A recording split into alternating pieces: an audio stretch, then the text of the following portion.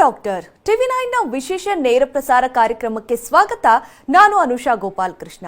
ಒತ್ತಡದ ಜೀವನ, ಬದಲಾಗುತ್ತಿರುವ ಜೀವನ ಶೈಲಿ, ಜನರಿಗೆ ನೂರಾರು ಆರೋಗ್ಯ ಸಮಸ್ಯೆ, ಯಾವ ಸಮಸ್ಯೆಗೆ ಯಾವ ಚಿಕಿತ್ಸೆ ಅನ್ನೋದೇ ದೊಡ್ಡ ಚಿಂತೆ. ಇಂತಹ ಸಮಸ್ಯೆ ಇರೋರಿಗೆ ಒಂದೇ ವೇದಿಕೆಯಲ್ಲಿ ಸಿಗುತ್ತೆ ಉತ್ತರ. ಇದೇ ಟಿವಿ9ನ ವಿಶೇಷ ಕಾರ್ಯಕ್ರಮ ನಿಮ್ಮ ಡಾಕ್ಟರ್.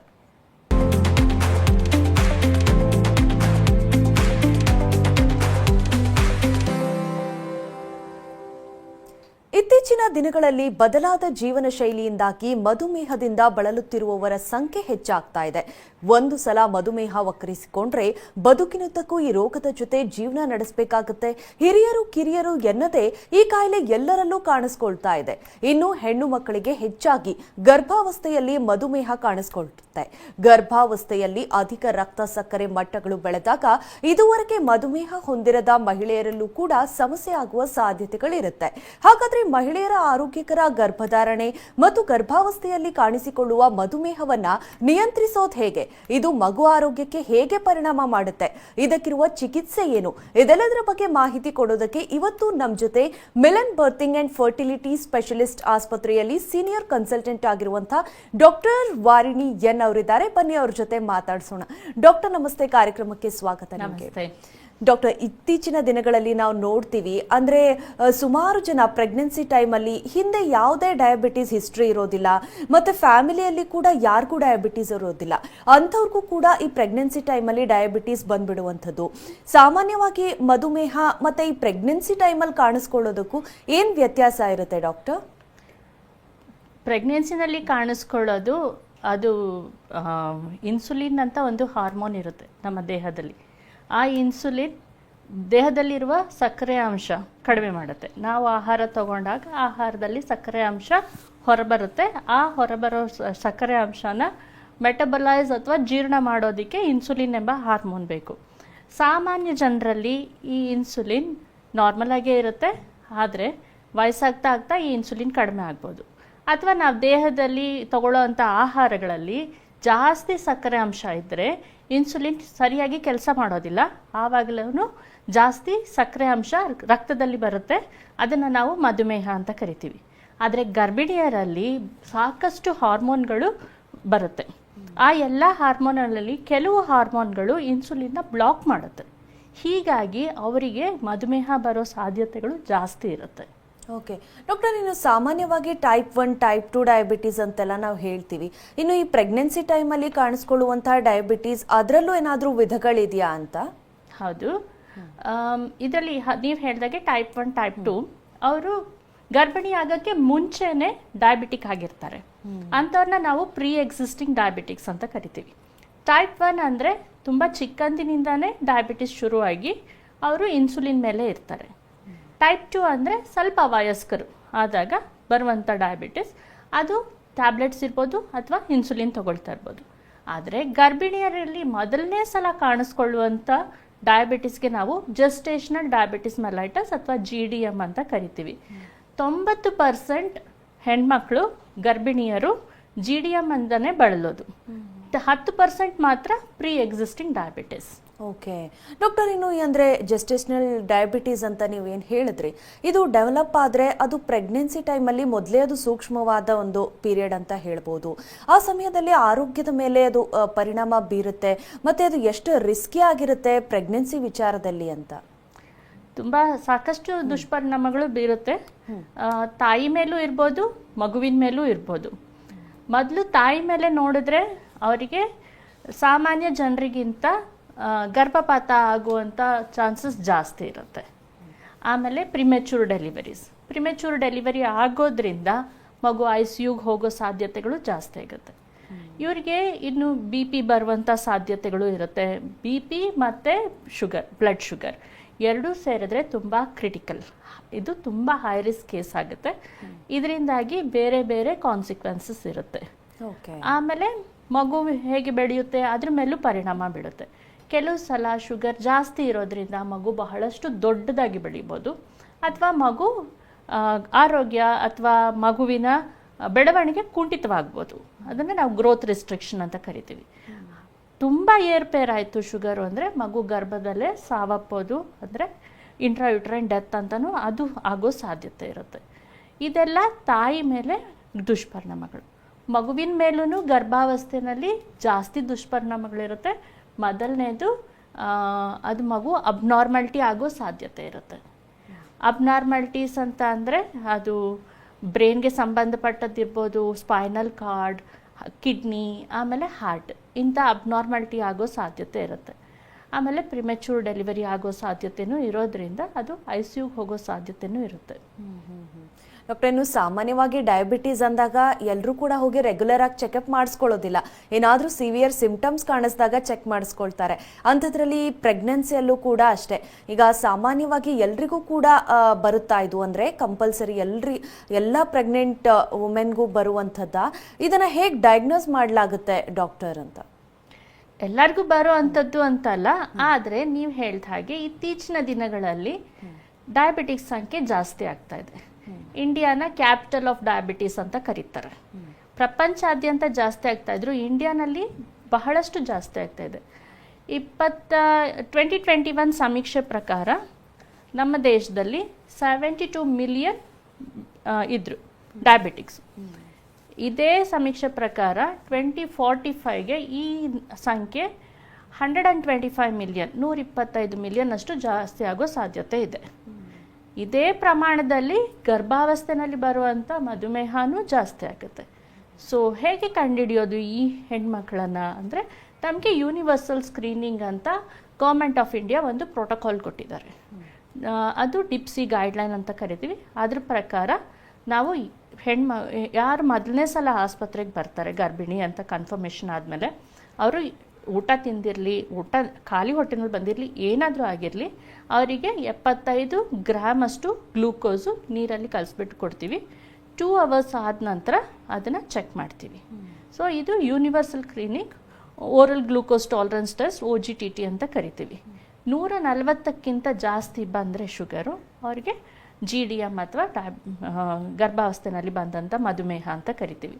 140ಕ್ಕಿಂತ ಕಡಿಮೆ ಇದ್ದರೆ ಅವರು ನಾರ್ಮಲ್ ಪ್ರೆಗ್ನೆನ್ಸಿ ಅಂತ ಕ್ಲಾರಿಫೈ ಮಾಡ್ತೀವಿ. ಓಕೆ ಡಾಕ್ಟರ್, ಈಗ ಒಬ್ರು ಕಾಲರ್ ರೆಡಿ ಇದ್ದಾರೆ, ಮಾತನಾಡಿಸೋಣ. ಕಲ್ಪನಾ ಅಂತ ಬಾಗಲಕೋಟೆಯಿಂದ ಕರೆ ಮಾಡಿದ್ದಾರೆ. ನಮಸ್ತೆ ಕಲ್ಪನಾ ಅವರೇ. ನಮಸ್ತೆ ಮೇಡಮ್. ಡಾಕ್ಟರ್ ಇದ್ದಾರೆ, ಮಾತನಾಡಿ, ನಿಮ್ಮ ಪ್ರಶ್ನೆಯನ್ನ ಕೇಳಬಹುದು. ಮೇಡಮ್, ನನಗೆ ಇವಾಗ 8 ಮಂತ್ಸ್ 15 ಡೇಸ್ ರನ್ನಿಂಗ್ ಇದೆ. ಹೇಳಿ. 8 ಮಂತ್ಸ್ 15 ಡೇಸ್ ರನ್ನಿಂಗ್ ಇದೆ ಇವಾಗ. ನನಗೆ ಕಡಿಮೆ ಇದೆ ಮೇಡಮ್, ಅಂದ್ರೆ ನೀರಿನ ಅಂಶ ಕಡಿಮೆ ಇದೆ. Okay, hello.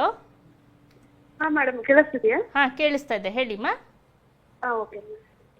ನೀರಿನ ಅಂಶ ಕಡಿಮೆ ಇದೆ ಮೇಡಮ್, ಬೇಬಿದು. ಹಾ, ಮಗು ಬೆಳವಣಿಗೆ ಹೇಗಿದೆ?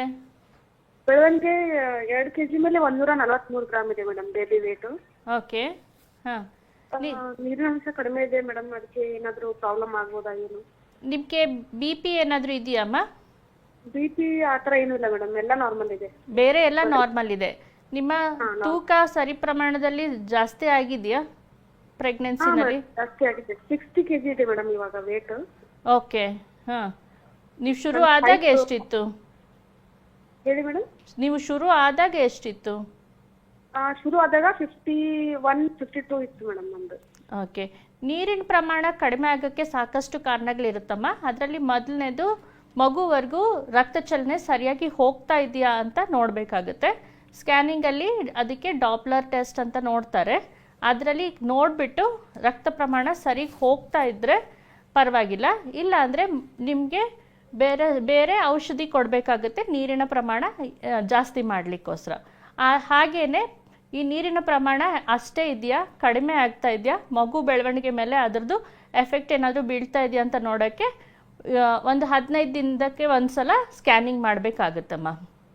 ಹಾಗೇನೆ ಇದೇ ಪ್ರಮಾಣದಲ್ಲಿ ನೀರಿನ ಪ್ರಮಾಣ ಒಂದೇ ಮಟ್ಟದಲ್ಲಿದ್ದರೆ ತೊಂದರೆ ಇಲ್ಲ, ಆದರೆ ಪ್ರಮಾಣ ಕಡಿಮೆ ಆಗ್ತಾ ಹೋದರೆ ಅದಕ್ಕೋಸ್ಕರ ಡಾಕ್ಟರ್ಸ್ ಬೇರೆ ಡಿಸಿಷನ್ ತಗೋಬೇಕಾಗುತ್ತೆ, ಡೆಲಿವರಿ ಬಗ್ಗೆ ಯೋಚನೆ ಮಾಡಬೇಕಾಗುತ್ತೆ.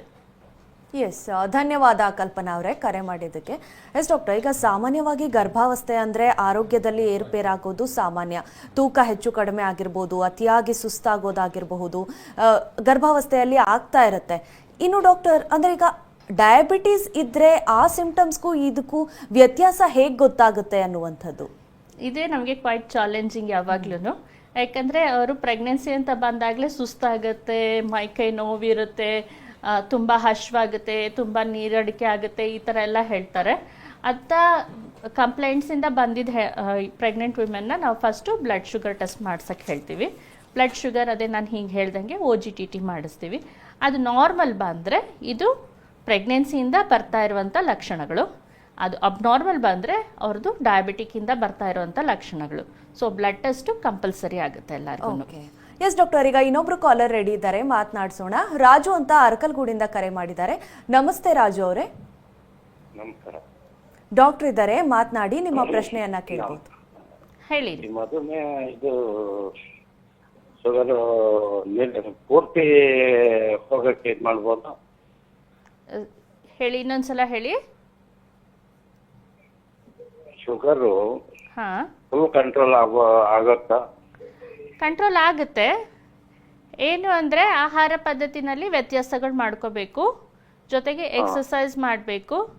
ಆಮೇಲೆ ನೀವು ಡಾಕ್ಟರ್ ಹತ್ರ ತೋರಿಸಿದಾಗ ಅವರು ನಿಮಗೆ ಟ್ಯಾಬ್ಲೆಟ್ ಕೊಡ್ತಾರೆ. ಆ ಟ್ಯಾಬ್ಲೆಟ್ ಸರಿಯಾಗಿ ತಗೋಬೇಕು. ಅಕಸ್ಮಾತ್ ಈ 3 ಪದ್ಧತಿನಲ್ಲೂ ಅದು ಸರಿಯಾಗಿ ಕಂಟ್ರೋಲಿಗೆ ಬಂದಿಲ್ಲ ಅಂದರೆ ಇನ್ಸುಲಿನ್ ಇಂಜೆಕ್ಷನ್ ತಗೋಬೇಕಾಗುತ್ತೆ. ಈ ಥರ ಮಾಡಿದರೆ ಖಂಡಿತ ಕಂಟ್ರೋಲಿಗೆ ಬರುತ್ತೆ. ಆದರೆ ಇದನ್ನು ಕರೆಕ್ಟಾಗಿ ರೆಗ್ಯುಲರ್ ಆಗಿ ಮಾಡಬೇಕಾಗುತ್ತೆ. ಮಿನಿಮಮ್ ಎಷ್ಟು ಇರಬೇಕು ಮೇಡಮ್ ಅದು? ಮಿನಿಮಮ್ ಅಂತ ಅಲ್ಲ, 70ಕ್ಕಿಂತ ಕಡಿಮೆ ಹೋದರೆ ನಾವು ಲೋ ಶುಗರ್ ಅಂತ ಕರಿತೀವಿ. ಸೊ 90 ಮೇಲೆ 90 ಹತ್ರ ಇದ್ದರೆ ಒಳ್ಳೆಯದು. ಖಾಲಿ ಹೊಟ್ಟೆನಲ್ಲಿ ತಿಂಡಿ ತಿಂದಾದ ನಂತರದ್ದು 130ರಿಂದ 140 ಒಳಗೆ ಬರಬೇಕು. ಎಸ್, ಧನ್ಯವಾದ ರಾಜು ಅವರೇ ಕರೆ ಮಾಡಿದ್ದಕ್ಕೆ. ಡಾಕ್ಟರ್, ನಾವು ಮಾತನಾಡ್ತಾ ಇದ್ವಿ ಗರ್ಭಾವಸ್ಥೆಯಲ್ಲಿ ಯಾವ ರೀತಿ ಎಫೆಕ್ಟ್ ಮಾಡುತ್ತೆ ಅಂತ. ಇನ್ನು ತಾಯಿಗಾಗಿರಬಹುದು ಮತ್ತು ಮಗು ಆರೋಗ್ಯದ ಮೇಲೂ ಕೂಡ ಅದು ಪರಿಣಾಮ ಬೀರುತ್ತಾ? ಅಂದರೆ ಅದು ಮುಂದಿನ ದಿನಗಳಲ್ಲಿ ಎಫೆಕ್ಟ್ ಆಗುವಂಥ ಚಾನ್ಸಸ್ ಇರುತ್ತಾ, ಅಥವಾ ಪ್ರೆಗ್ನೆನ್ಸಿ ಸಮಯದಲ್ಲೇ ಮಗು ಒಂದು ಆರೋಗ್ಯದಲ್ಲಿ ಏರ್ಪೇರು ಆಗ್ತಾ ಇರುತ್ತಾ ಅಂತ? ಹೌದು, ಮಗುಗೆ ನಾನು ಈಗಾಗಲೇ ಹೇಳ್ದಂಗೆ ಬಹಳಷ್ಟು ವ್ಯತ್ಯಾಸಗಳಾದರೆ ಮಗು ತುಂಬ ದೊಡ್ಡ ಮಗು ಆಗ್ಬೋದು. ಅದನ್ನು ಮ್ಯಾಕ್ರೋಸೋಮಿಯಾ ಅಂತ ಕರಿತೀವಿ. 3.5 kg ಜಾಸ್ತಿ ಇದ್ದರೆ ಅದನ್ನು ಮ್ಯಾಕ್ರೋಸೋಮಿಯಾ ಅಂತ ಕರಿತೀವಿ. ಈ ಥರ ಮಗು ಸಾಕಷ್ಟು ದೊಡ್ಡದಾದಾಗ ಹೆರಿಗೆಗಳಲ್ಲಿ ತೊಂದರೆಗಳಾಗುತ್ತೆ. ಒಂದು ಮಗು ಬಹಳಷ್ಟು ದೊಡ್ಡದಿರೋದ್ರಿಂದ ನಾರ್ಮಲ್ ಹೆರಿಗೆ ಆಗೋದು ಕಷ್ಟ ಆಗಬಹುದು. ಅಥವಾ ಮಗು ಕೆಳಗೆ ಬರಬೇಕಾದಾಗ ತಲೆ ಸಿಕ್ಕಾಕೋಬೋದು, ಅಥವಾ ಶೋಲ್ಡರ್ಸ್ ಸಿಕ್ಕಾಕೋಬೋದು. ಶೋಲ್ಡರ್ ಡಿಸ್ಟೋರ್ಷನ್ ಅಂತ ಕರಿತೀವಿ. ಇವೆಲ್ಲ ತುಂಬ ಕ್ರಿಟಿಕಲ್ ಕಂಡೀಷನ್ಸ್, ಎಮರ್ಜೆನ್ಸಿ ಕಂಡೀಷನ್. 3 ನಿಮಿಷದಲ್ಲಿ ಆ ಮಗುನ ನಾವು ಡೆಲಿವರಿ ಮಾಡಿ ತೆಗಿಬೇಕಾಗುತ್ತೆ. ಅಷ್ಟು ಕ್ರಿಟಿಕಲ್ ಇರುತ್ತೆ ಇದು ಡೆಲಿವರಿ ಟೈಮಲ್ಲಿ. ಇದರಿಂದ ಆಮೇಲೆ ಮಗು ಹೊರಗೆ ಬಂದಮೇಲೆ ಮಗುಗೆ ಗರ್ಭದಲ್ಲಿ ಇದ್ದಾಗ ಮಗು ಹೈ ಲೆವೆಲ್ ಶುಗರ್ಗೆ ಅಡ್ಜಸ್ಟ್ ಆಗಿಬಿಟ್ಟಿರುತ್ತೆ. ಸೊ ಹೊರಗೆ ಬಂದಿದ ತಕ್ಷಣ ಆ ಶುಗರ್ಸ್ ಲೋ ಆಗೋಕ್ಕೆ ಶುರು ಆಗುತ್ತೆ. ಸೊ ಲೋ ಶುಗರ್ ಆಗೋದು, ಕ್ಯಾಲ್ಶಿಯಂ ಕಡಿಮೆ ಆಗೋದು, ಮಗುಗೆ ಜಾಂಡೀಸ್ ಬರೋದು, ಉಸಿರಾಟದ ತೊಂದರೆ ಆಗೋದು, ಇವೆಲ್ಲ ಇಂತಹ ಮಕ್ಕಳಲ್ಲಿ ಸಾಮಾನ್ಯ. ಇಂಥ ಮಕ್ಕಳು ಜಾಸ್ತಿ ICUಗೆ ಅಡ್ಮಿಟ್ ಮಾಡಬೇಕಾಗುತ್ತೆ. ಆಮೇಲೆ ಹುಟ್ಟಿದ ನಂತರ ಸ್ವಲ್ಪ ಬೆಳವಣಿಗೆ ಆಗಬೇಕಾದಾಗೂ ತೊಂದರೆಗಳಿದೆ. ಈ ಮಕ್ಕಳಿಗೆ ಹಾರ್ಟ್ ಪ್ರಾಬ್ಲಮ್ಸ್ ಜಾಸ್ತಿ ಇರುತ್ತೆ, ಕಣ್ಣಿನ ಪ್ರಾಬ್ಲಮ್ ಜಾಸ್ತಿ ಇರುತ್ತೆ. ಆಮೇಲೆ ಅವರಿಗೆ ವೀಸಿಂಗು, ಆಸ್ತಮಾ ಇಂಥದ್ದೆಲ್ಲ ಜಾಸ್ತಿ ಇರುತ್ತೆ. ಸಾಮಾನ್ಯವಾಗಿ ಬಂದಿದ್ದ ಮಕ್ಕಳಿಗೂ ಈ ಡಯಾಬಿಟಿಕ್ಸ್ಗೆ ಹುಟ್ಟಿದ ಮಕ್ಕಳಿಗೂ ಇಂತಹ ವ್ಯತ್ಯಾಸಗಳಿರುತ್ತೆ. ಇವರೇ ಮುಂದೆ ಹೋಗ್ತಾ ಹೋಗ್ತಾ ಇವರಿಗೂ ಡಯಾಬಿಟಿಸ್ ಬರುವಂಥ ಸಾಧ್ಯತೆ ಇರುತ್ತೆ. ಆಮೇಲೆ ನಾವು ADHD ಅಂತ ಕೇಳಿದ್ದೀವಿ. ಅಂದರೆ attention deficit hyperactivity disorder ಅಂತ. ಮಗುಗೆ ಕಾನ್ಸಂಟ್ರೇಷನ್ ಇರಲ್ಲ, ಫೋಕಸ್ ಇರಲ್ಲ, ಸ್ಕೂಲಲ್ಲಿ ಒಂದು ಕಡೆ ಕೂತ್ಕೊಳ್ಳಲ್ಲ ಮಗು, ಆಮೇಲೆ ಓದಿನ ಮೇಲೆ ಕಾನ್ಸಂಟ್ರೇಷನ್ ಇಲ್ಲ. ಇದೆಲ್ಲದಕ್ಕೂ ಕಾರಣ ಅಮ್ಮನಿಗೆ ಪ್ರೆಗ್ನೆನ್ಸಿನಲ್ಲಿ ಡಯಾಬಿಟಿಸ್ ಇದ್ದಿದ್ದರಿಂದನೂ ಸಾಧ್ಯತೆ ಇದೆ. ಈ ಥರ ಇಷ್ಟೊಂದು ಪರಿಣಾಮಗಳು ಮಗು ಮೇಲೂ ಬೀರುತ್ತೆ. ಓಕೆ ಡಾಕ್ಟರ್, ಇನ್ನು ಇದಕ್ಕೆ ಚಿಕಿತ್ಸೆ ಏನು ಅಂತ? ಹಾಗಾದರೆ ನೀವು ಹೇಳ್ತಾ ಇದ್ರಿ ಈಗ ಅತಿಯಾದ ಡಯಾಬಿಟೀಸ್ ಇದ್ದಾಗ ಇನ್ಸುಲಿನ್ ಎಲ್ಲ ತಗೊಳ್ತಾರೆ ಸಾಮಾನ್ಯವಾಗಿ. ಪ್ರೆಗ್ನೆನ್ಸಿ ಸಮಯದಲ್ಲಿ ಕೂಡ ಅದನ್ನು ತಗೊಳ್ಬಹುದಾ ಅನ್ನುವಂಥದ್ದು? ಪ್ರೆಗ್ನೆನ್ಸಿ ಸಮಯದಲ್ಲೂ ಇನ್ಸುಲಿನ್ ಕೊಡ್ತೀವಿ. ಆದರೆ ನಮ್ಮದು ಫಸ್ಟ್ ಸ್ಟೆಪ್, ನಮಗೆ ಇವರು ಡಯಾಬಿಟಿಕ್ ಅಂತ ಗೊತ್ತಾಗಿದ ತಕ್ಷಣ ಫಸ್ಟ್ ನಾವು ಮಾಡೋದೇ ಆಹಾರ ಪದ್ಧತಿಗಳಲ್ಲಿ ವ್ಯತ್ಯಾಸ. ಅವರಿಗೆ ನಾವು ಒಂದು ಪ್ರಿಸ್ಕ್ರೈಬ್ ಡಯಟ್ ಅಂತ ಕೊಡ್ತೀವಿ. ಅದರಲ್ಲಿ ಕಾರ್ಬೋಹೈಡ್ರೇಟ್ ಕಡಿಮೆ ಇರುತ್ತೆ. ಕಾರ್ಬೋಹೈಡ್ರೇಟ್ ಅಂದರೆ ಅನ್ನ, rice, white rice, mainly white rice, ಆಮೇಲೆ ರಿಫೈನ್ಡ್ ಫುಡ್ಡು, ಮೈದಾ, ಶುಗರು ಇಂಥದ್ದೆಲ್ಲ ಕಡಿಮೆ ಮಾಡಿಬಿಡ್ತೀವಿ. ಅದ್ರ ಬದಲಾಗಿ ಗೋಧಿ, ರಾಗಿ, ಆಮೇಲೆ ಮಿಲೆಟ್ಸು, ಜೋಳ ಈ ಥರದ್ದೆಲ್ಲ ಆ್ಯಡ್ ಮಾಡ್ತೀವಿ ಅವರಿಗೆ. ಆಮೇಲೆ ಪ್ರೋಟೀನ್ ಇನ್ಕ್ರೀಸ್ ಮಾಡ್ತೀವಿ. ಪ್ರೋಟೀನ್ ಅಂದರೆ ಹಾಲು, ಮೊಟ್ಟೆ, ಮೀಟ್, ಇದು ಪನ್ನೀರು, ಕಾಳುಗಳು, ಸ್ಪ್ರೌಟ್ಸು, ಆಮೇಲೆ ದಾಲ್ಸು, ಈ ಥರದ್ದೆಲ್ಲ ಇನ್ಕ್ರೀಸ್ ಮಾಡೋದ್ರಿಂದ ಮಗುವಿಗೆ ಸಾಕಷ್ಟು ಪ್ರೋಟೀನ್ ಸಿಗುತ್ತೆ. ಮತ್ತು ತಾಯಿಗೂ ಅದು ಪ್ರೋಟೀನ್ ಡೈಜೆಷನ್ ಆಗೋದ್ರಿಂದ ಕಾರ್ಬೋಹೈಡ್ರೇಟ್ಸ್ ಕಡಿಮೆ ಆಗುತ್ತೆ. ಆಮೇಲೆ ಫ್ಯಾಟು ತುಂಬ ಕಡಿಮೆ ಇಡ್ತೀವಿ. ಎಷ್ಟು ಅಂದರೆ ಮಿನಿಮಮ್ 10 ಗ್ರಾಮ್ಸ್ ಪರ್ ಡೇ ಅಷ್ಟೇ ಫ್ಯಾಟು. ಆಮೇಲೆ ಫೈಬರ್ ಇನ್ಕ್ರೀಸ್ ಮಾಡ್ತೀವಿ. ನಾರಿನಾಂಶ ಜಾಸ್ತಿ ಬೇಕು, ಯಾಕಂದರೆ ಇದೆಲ್ಲ ಡೈಜೆಸ್ಟ್ ಆಗಬೇಕು. ನಾರಿನಾಂಶ ನಮಗೆ ತರಕಾರಿಗಳಲ್ಲಿ ಆಮೇಲೆ ಹಣ್ಣುಗಳಲ್ಲಿ ಸಿಗುತ್ತೆ. ಸೊ ಒಂದು ಪ್ಲೇಟ್ ಅವರು ತೊಗೊಂಡ್ರೆ 1/4 ಭಾಗ ಇದು ಅನ್ನ, ಚಪಾತಿ, ಮುದ್ದೆ, ಇನ್ನು 1/4 ಭಾಗ ದಾಲು, ಆಮೇಲೆ ಮೊಟ್ಟೆ, ಪ್ರೋಟೀನ್ ಕಂಟೆಂಟು. ಅರ್ಧ ಭಾಗ ಪ್ಲೇಟಲ್ಲಿ ಇವ್ರದ್ದು ಬರೀ ತರಕಾರಿ, ಹಣ್ಣಿನ ಅಂಶಗಳೇ ಕಾಣಿಸ್ಬೇಕು. ಈ ಥರ ಫುಡ್ ತೊಗೊಳ್ಳೋದ್ರಿಂದ ಅದು ಒಂದು ಮಟ್ಟಕ್ಕೆ ಬರುತ್ತೆ. ಜೊತೆಗೆ 30 to 40 ಮಿನಿಟ್ಸ್, 30ರಿಂದ 40 ನಿಮಿಷದವರೆಗೂ ಎಕ್ಸಸೈಸು ಮಾಡಲೇಬೇಕು. ಈ ಥರ ನಾವು 2 ವಾರ ಅವರಿಗೆ ಟೈಮ್ ಕೊಡ್ತೀವಿ. ಆ 2 ವಾರದಲ್ಲಿ ಕಡಿಮೆ ಆಯಿತಾ ಅಂತ ಮತ್ತೆ ಶುಗರ್ ಚೆಕ್ ಮಾಡಿಸಿ ನೋಡ್ತೀವಿ. 2 ವಾರದಲ್ಲಿ ಕಡಿಮೆ ಆಯಿತು ಅಂತಂದರೆ ಅವರಿಗೆ ಅದನ್ನೇ ಕಂಟಿನ್ಯೂ ಮಾಡೋಕ್ಕೆ ಕೊಡ್ತೀವಿ. ಜೊತೆಗೆ ಮತ್ತೆ ಶುಗರ್ ಟೆಸ್ಟ್ಗಳು ಮಾಡ್ತಾ ಇರ್ತೀವಿ. ಇದರಲ್ಲಿ ಕಡಿಮೆ ಆಗಲಿಲ್ವಾ, ನೆಕ್ಸ್ಟ್ ಸ್ಟೆಪ್ಪು ಮಾತ್ರೆಗೆ ಹೋಗ್ತೀವಿ, ಮಾತ್ರೆ ಕೊಡ್ತೀವಿ. ಮಾತ್ರೆನಲ್ಲೂ ಕಡಿಮೆ ಆಗಲಿಲ್ವಾ, ಕೊನೆಗೆ ಇನ್ಸುಲಿನ್ ಕೊಡ್ತೀವಿ. ಇನ್ಸುಲಿನ್ನು ಪ್ರೆಗ್ನೆನ್ಸಿಲಿ ತೊಗೊಳೋದಕ್ಕೆ ಸೇಫು, ತೊಂದರೆ ಏನಿಲ್ಲ. ಆ್ಯಕ್ಚುಲಿ ಮಾತ್ರೆಗಿಂತ ಇನ್ಸುಲಿನ್ ತುಂಬ ಸೇಫು. ಆದರೆ ಇನ್ಸುಲಿನಲ್ಲಿ ಕಷ್ಟ ಏನು ಅಂದರೆ ಪ್ರತಿಯೊಂದು ಡೋಸು ಅವರು ಚೆಕ್ ಮಾಡ್ಕೋಬೇಕು. ಇನ್ಸುಲಿನ್ ತೊಗೊಳೋಕ್ಕೆ ಮುಂಚೆ ಶುಗರ್ ಚೆಕ್ ಮಾಡಬೇಕು, ತೊಗೊಂಡು ಊಟ ತಿಂದ ನಂತರ ಮತ್ತೆ ಚೆಕ್ ಮಾಡಬೇಕು. ಸೊ 6ರಿಂದ 7 ಸಲ ಚೆಕ್ಕಿಂಗ್ ಆಗುತ್ತೆ, 3 ಸಲ ಇನ್ಸುಲಿನ್ ಆಗುತ್ತೆ. ದಿನಕ್ಕೆ ಒಂದು 10 ಬಾರಿ ಅವರು ಚುಚ್ಕೋಬೇಕಾಗತ್ತೆ. ಇದು ತೊಂದರೆ ಅದು. ಆಮೇಲೆ ಕರೆಕ್ಟಾಗಿ ಡೋಸೇಜ್ ಅಡ್ಜಸ್ಟ್ ಮಾಡ್ಕೊಳ್ಳಿಲ್ಲ ಅಂದರೆ ಲೋ ಶುಗರ್ಸ್ ಆಗೋದು ಸಾಧ್ಯತೆ ಜಾಸ್ತಿ ಇರುತ್ತೆ. ಅದಕ್ಕೋಸ್ಕರ ಅವರು ಕರೆಕ್ಟಾಗಿ ಡಯಾಬಿಟಿಷನ್ನ ನೋಡಬೇಕು. ಡಯಾಬಿಟಿಕ್ ಸ್ಪೆಷಲಿಸ್ಟ್ ನರ್ಸ್ಗಳಿರ್ತಾರೆ, ಅವ್ರ ಹತ್ರ ಅಡ್ವೈಸ್ ತೊಗೋಬೇಕು. ಮತ್ತು ಅವರ ಆಬ್ಸ್ಟೆಟ್ರಿಷಿಯನ್ ಯಾರಿರ್ತಾರೆ ಅವ್ರ ಹತ್ರನೂ ಕರೆಕ್ಟ್ ಕನ್ಸಲ್ಟೇಷನ್ ಮಾಡ್ತಾ ಇರಬೇಕು.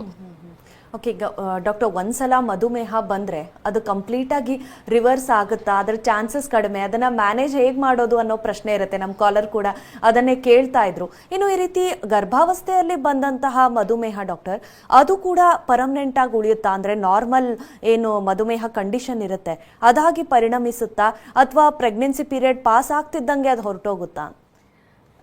ಪ್ರೆಗ್ನೆನ್ಸಿ ಪೀರಿಯಡ್ ಪಾಸ್ ಆಗಿದ್ದಂಗೆ ಹೋಗೋದು ಅಟ್ಲೀಸ್ಟ್ ಒಂದು 40% ಜನಕ್ಕೆ ನಾವು ನೋಡ್ತೀವಿ. ಅದಕ್ಕಿಂತ ಜಾಸ್ತಿ ಒಂದೇನು ಅಂದರೆ ಅವರಿಗೆ ಡೆಲಿವರಿ ಆದಮೇಲೆ 6ರಿಂದ 12 ವಾರದಲ್ಲಿ ಮತ್ತೆ ಈ OGTT ಟೆಸ್ಟ್ ಮಾಡಿಸ್ತೀವಿ. ಅದರಲ್ಲಿ ಕಡಿಮೆ ಆಯಿತು ಅಂದರೆ ಪ್ರತಿ ವರ್ಷ ಮಾಡ್ಕೊಳ್ಳೋಕ್ಕೆ ಹೇಳ್ತೀವಿ. ಈ ಒಂದು ಸಲ ಗರ್ಭಾವಸ್ಥೆಯಲ್ಲಿ ಮಧುಮೇಹ ಬಂದ ಮೇಲೆ ಅವರಿಗೆ ಮತ್ತೆ ಟೈಪ್ 2 ಡಯಾಬಿಟೀಸ್ ಬರೋ ಚಾನ್ಸಸ್ ತುಂಬ ಜಾಸ್ತಿ ಇರುತ್ತೆ. ಅವರು ಜೀವನ ಶೈಲಿನ ಕರೆಕ್ಟ್ ಮಾಡಿಕೊಂಡು ಲೈಫ್ ಸ್ಟೈಲ್ ಕರೆಕ್ಟ್ ಮೇಂಟೈನ್ ಮಾಡಿಕೊಂಡ್ರೆ ಅದರಿಂದ ಕಡಿಮೆ ಆಗಬಹುದು. ಒಂದು ಕರೆಕ್ಟಾಗಿ ಆಹಾರ ತೊಗೋಬೇಕು, ಜಂಕ್ ಫುಡ್ಡೆಲ್ಲ ಅವಾಯ್ಡ್ ಮಾಡಬೇಕು, ರೆಗ್ಯುಲರಾಗಿ ಎಕ್ಸಸೈಸ್ ಮಾಡಬೇಕು. ಇದೆಲ್ಲ ಕರೆಕ್ಟಾಗಿ ಅವರು ಫಾಲೋ ಮಾಡ್ತಾಯಿದ್ರೆ ಅವರಿಗೆ ಬರೋ ಚಾನ್ಸಸ್ ಕಡಿಮೆ ಆಗ್ಬೋದು. ಆದರೆ ಇದು ಯಾವುದೂ ಕ್ರಮ ಪಾಟಿಸ್ತೀರಾ, ಡೆಲಿವರಿ ಆದಮೇಲೂ ತೂಕ ಜಾಸ್ತಿ ಆಗ್ತಾ ಇದ್ದಾರೆ ಅಂದರೆ ಅಂಥವರಿಗೆ ಚಾನ್ಸಸ್ ಜಾಸ್ತಿ ಇರುತ್ತೆ. ಸೊ ಅಮ್ಮನ ಮೇಲೆ ಇಂತಹ ಪರಿಣಾಮಗಳು ಬೀಳುತ್ತೆ. ಒಂದು ಡಯಾಬಿಟಿಸ್ ಕಂಟಿನ್ಯೂ ಆಗ್ಬೋದು, ಇನ್ನೊಂದು ಡಯಾಬಿಟಿಸ್ ಕಂಟಿನ್ಯೂ ಆಗಿದ್ದರಿಂದ ಹೇಗೆ ಎಲ್ಲ ಸಾಮಾನ್ಯ ಜನರಲ್ಲಿ ಯಾರಿಗೆ ಡಯಾಬಿಟಿಸ್ ಇದೆಯೋ ಅವರಿಗೆಲ್ಲ ಬರುತ್ತಲ್ವ, ಅದೇ ಥರ ಕಿಡ್ನಿ ಪ್ರಾಬ್ಲಮ್ಸ್, ಕಣ್ಣಿನ ಪ್ರಾಬ್ಲಮ್, ಹಾರ್ಟ್ ಪ್ರಾಬ್ಲಮ್ಸ್ ಎಲ್ಲ ಬರಬಹುದು ಇವ್ರ ಮೇಲೆ. ಓಕೆ ಡಾಕ್ಟರ್, ಏನು ಅಂದ್ರೆ ಈಗ ಸಾಮಾನ್ಯವಾಗಿ ಫ್ಯಾಮಿಲಿ ಹಿಸ್ಟ್ರಿ ಇರುತ್ತೆ, ಅಥವಾ ನೀವು ಹೇಳ್ದಂಗೆ 10% ವುಮೆನ್ ಮುಂಚೆನೆ ಡಯಾಬಿಟೀಸ್ ಇರುತ್ತೆ. ಸೊ ಅಂಥವರು ಈ ಕಾಂಪ್ಲಿಕೇಶನ್ಸ್ನ ಅವಾಯ್ಡ್ ಮಾಡೋದು ಹೇಗೆ? ಅಂದರೆ ಪ್ರಿವೆಂಟಿವ್ ಆಗಿ ಏನಾದರೂ ಟ್ಯಾಬ್ಲೆಟ್ಸ್ ಇರುತ್ತಾ? ಈಗ ಆಲ್ರೆಡಿ ಡಯಾಬಿಟೀಸ್ ಇರೋರಿಗೆ if they are planning for pregnancy ಆ ರೀತಿ ಚಿಕಿತ್ಸೆಗಳೇನಾದರೂ ಇರುತ್ತಾ ಪ್ರಿವೆನ್ಷನ್ಗೆ ಅಂತ? ಅದೇ ಪ್ರಿವೆನ್ಷನ್ಗೆ ಅಂತ ಅಂದರೆ ಫಸ್ಟೇ ಯಾರು ಪ್ರೆಗ್ನೆನ್ಸಿ ಆಗಬೇಕು ಅಂತ ಟ್ರೈ ಮಾಡ್ತಾ ಇದ್ದಾರಲ್ಲ ಅವರಿಗೆಲ್ಲ ಒಂದು ಅಡ್ವೈಸ್ ಏನು ಅಂದರೆ ಕರೆಕ್ಟಾಗಿ ಫಸ್ಟು ನಿಮ್ಮ ವೇಟ್ನ ಮೇಂಟೈನ್ ಮಾಡ್ಕೊಳ್ಳಿ. BMI ಅಂತ ಏನು ಕರಿತೀವಿ, ನಿಮ್ಮ ಹೈಟ್ಗೆ ತಕ್ಕಂತೆ ತೂಕ ಎಷ್ಟು ಬರಬೇಕೋ ಅದನ್ನು ಕರೆಕ್ಟಾಗಿ 24ರ ಕೆಳಗೆ ಬರೋ ಥರ ಮಾಡಿ. ಆವಾಗ ನಿಮಗೆ ಡಯಾಬಿಟಿಸ್ ರಿಸ್ಕ್ ಸ್ವಲ್ಪ ಕಡಿಮೆ ಆಗುತ್ತೆ. ಈ ಥರ ಮಾಡಬೇಕು ಅಂತಂದರೆ ಕರೆಕ್ಟ್ ಆಹಾರ ಪದ್ಧತಿ ಇರಬೇಕು, ಎಕ್ಸಸೈಸ್ ಇರಬೇಕು. ಆಮೇಲೆ ಪ್ರೆಗ್ನೆನ್ಸಿ ಯಾರು ಮಾಡ್ಕೋಬೇಕು ಅಂತ ಇದ್ದಾರೋ ಅವರು ಬ್ಲಡ್ ಚೆಕಪ್ ಮಾಡಿಸಿ, ಫಾಸ್ಟಿಂಗಲ್ಲಿ ಮಾಡಿಸಿ, ಮತ್ತು ತಿಂಡಿ ತಿಂದಾಂತರ ಮಾಡಿಸಿ. ಇನ್ನೊಂದು HbA1c ಅಂತ ಕರಿತೀವಿ. ಅದು 3 ತಿಂಗಳ ಆವ್ರೇಜ್ ಬ್ಲಡ್ ಶುಗರ್ ಲೆವೆಲ್ಸ್ ನಮ್ಮ ದೇಹದಲ್ಲಿ ಎಷ್ಟಿದೆ ಅಂತ ತೋರಿಸುತ್ತೆ. ಅದು 6.5ಗಿಂತ ಕಡಿಮೆ ಇರಬೇಕು. 6.5ಗಿಂತ ಜಾಸ್ತಿ ಇದ್ದರೆ ಮಗುವಿನಲ್ಲಿ ಅಬ್ನಾರ್ಮಾಲಿಟೀಸ್ ಆಗೋ ಸಾಧ್ಯತೆ ಜಾಸ್ತಿ ಇರುತ್ತೆ. ಈ ಥರ ಮೊದಲೇನೆ ಪ್ರೆಗ್ನೆನ್ಸಿ ಆಗೋಕ್ಕೆ ಮುಂಚೆನೇ ಈ ಥರ ನಾವು ನಮ್ಮ ದೇಹನ ಒಂದು ಮಟ್ಟಕ್ಕೆ ರೆಡಿ ಮಾಡ್ಕೋಬೋದು ಪ್ರೆಗ್ನೆನ್ಸಿಗೆ. ಪ್ರೆಗ್ನೆನ್ಸಿ ಆದ ನಂತರವೂ ನಾವು ಹೇಳ್ತೀವಿ 10ರಿಂದ 12 kg ವೇಟ್ ಗೇನ್ ಆಗಬೇಕು. ಯಾರಾದರೂ ಮೊದಲೇ ತುಂಬ ವೇಟ್ ಜಾಸ್ತಿ ಇದ್ದವರು, ಅಂದರೆ ಒಬೆಸಿಟಿ ಇದ್ದವರು 7ರಿಂದ 8 kg ಜಾಸ್ತಿ ಆಗಬೇಕು. ಅದಕ್ಕೂ ಮೀರಿ ಜಾಸ್ತಿ ಆದರೆ ಡಯಾಬಿಟಿಸ್ ಬರೋ ಚಾನ್ಸಸ್ ತುಂಬ ಜಾಸ್ತಿ ಇರುತ್ತೆ. ಓಕೆ ಡಾಕ್ಟರ್, ನೀವು ಹೇಳ್ತಾ ಇದ್ರಿ ಅಂದರೆ ಈಗ ಈ ರೀತಿ ಡಯಾಬಿಟೀಸ್ ಪ್ರೆಗ್ನೆನ್ಸಿಯಲ್ಲಿ ಬಂದಾಗ ಮಗು ಮೇಲೆ ಕೂಡ ಅದು ಪರಿಣಾಮ ಬೀರುತ್ತೆ, ಮಗು ದೊಡ್ಡದಾದ್ಮೇಲೆ ಕೂಡ ಅದಕ್ಕೂ ಡಯಾಬಿಟೀಸ್ ಬರುವಂಥ ಚಾನ್ಸಸ್ ಇರುತ್ತೆ ಅಂತ. ಸೊ ಚೈಲ್ಡ್ ಬರ್ತ್ ಆದ ನಂತರ ಮಗುಗೆ ಕೊಡುವಂಥ ಚಿಕಿತ್ಸೆಗಳೇನಾದರೂ ಇರುತ್ತಾ? ಅಂದರೆ ಆ ಸಣ್ಣ ವಯಸ್ಸಲ್ಲಿ ಆಫ್ಕೋರ್ಸ್ ಟ್ಯಾಬ್ಲೆಟ್ಸ್ ಕೊಡೋದೆಲ್ಲ ಆಗಲಿಕ್ಕಿಲ್ಲ, ಅದು ಕೂಡ ತಾಯಿ ಮೂಲಕ ಅದಕ್ಕೆ ಚಿಕಿತ್ಸೆ ಕೊಡೋದಾ? ಯಾವ ರೀತಿಯಾಗಿ ಮಗುಗೆ ಚಿಕಿತ್ಸೆ ಮಾಡಲಾಗುತ್ತೆ ಡಾಕ್ಟರ್? ಮಗುಗೆ ಚಿಕಿತ್ಸೆ ತಾಯಿ ಮೂಲಕ ನಾವು ಮುಂಚೆನೇ ಮಾಡ್ತೀವಿ. ಹೇಗೆ ಅಂದರೆ ತಾಯಿದು ಬ್ಲಡ್ ಶುಗರ್ ಲೆವೆಲ್ಸು ಮ್ಯಾನೇಜ್ ಮಾಡಿ, ನಾನು ಈಗಲೇ ಹೇಳ್ದಂಗೆ ಫಾಸ್ಟಿಂಗ್ ಲೆವೆಲ್ಸು 90 ಇರಬೇಕು, ತಿಂಡಿ ತಿಂದಾದ ನಂತರ 130ರಿಂದ 140 ಒಳಗಿರಬೇಕು. ಈ ಥರ ನಾವು ಮ್ಯಾನೇಜ್ ಮಾಡಿಕೊಂಡ್ರೆ ಅದೇ ನಾವು ಮಗುಗೆ ಮುಂಚೆಯಿಂದ ಕೊಡ್ತಾ ಇರೋ ಚಿಕಿತ್ಸೆ. ಹುಟ್ಟಿದ ನಂತರವೂ ಮಾಮೂಲಿ breast feeding 5 months, exclusive breast feeding 5 months ಕೊಡಲೇಬೇಕು. ಆಮೇಲೆ ನೀವು ಮತ್ತೆ ಹೊರಗಡೆ ಫುಡ್ ಶುರು ಮಾಡಿದಾಗ ಆದಷ್ಟು ಅದರಲ್ಲಿ ಶುಗರ್ ಕಂಟೆಂಟ್ ಕಡಿಮೆ ಮಾಡ್ಕೋಬೇಕು. ಮಗು ಬೆಳೀತಾನೂ ಅಷ್ಟೇ, ಅದಕ್ಕೆ ಚಾಕ್ಲೇಟ್ಸು, ಐಸ್ ಕ್ರೀಮ್ಸು, ಈ ಥರ ಜಂಕ್ ಫುಡ್ಸ್ ಇಂಟ್ರೊಡ್ಯೂಸ್ ಮಾಡೋದಕ್ಕಿಂತ ಆರೋಗ್ಯಕರವಾದ ಫುಡ್ ಬಗ್ಗೆನೇ ಜಾಸ್ತಿ ಒತ್ತು ಕೊಡಬೇಕು ಮಗುಗೆ. Thank you so much doctor, ಸಾಕಷ್ಟು ಮಾಹಿತಿಯನ್ನು ಹಂಚ್ಕೊಂಡ್ರಿ ನಮ್ಮ ಜೊತೆ. ಧನ್ಯವಾದ ನಿಮಗೆ. Thank you so much. ಇನ್ನು ಡಾಕ್ಟರನ್ನ ನೇರವಾಗಿ ಭೇಟಿ ಮಾಡೋದಕ್ಕೆ ಅಡ್ರೆಸ್ ಪ್ಲೇಟ್ ಇಂತಿದೆ. Milan birthing and the fertility specialist, number 3, E park road, Kumara park east, Seshadripuram, Bengaluru, Karnataka 560001. ದೂರವಾಣಿ ಸಂಖ್ಯೆ 9513310580. ಇದಾಗಿತ್ತು ಇವತ್ತಿನ ನಿಮ್ಮ ಡಾಕ್ಟರ್. ನಿರಂತರ ಸುದ್ದಿಗಾಗಿ ನೋಡ್ತಾ ಇರಿ TV9.